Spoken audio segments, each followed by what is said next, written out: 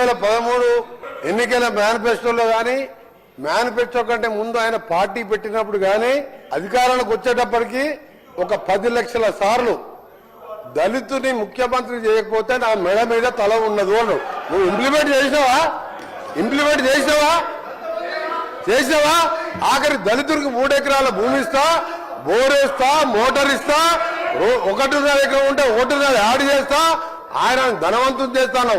చేసినావా? చేయలే.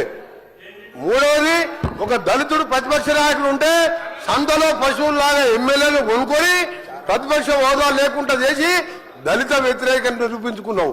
ఇకపోతే చదగిచ ఇంటికో ఉద్యోగం, డబుల్ బెడ్రూమ్, నీ బిడ్డలు తేడమనుకుంటారు.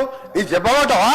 1,00,000 అబద్దాలు ఆడి 2 సార్లు అధికారంలోకి వచ్చిన మీరు మా మేనిఫెస్టో మేము చేసిన కార్యక్రమాలు కోట్ల మంది ఇవాళ ఆర్టీసీలో ఉచితంగా మహిళలు ప్రయాణం చేస్తున్నారు.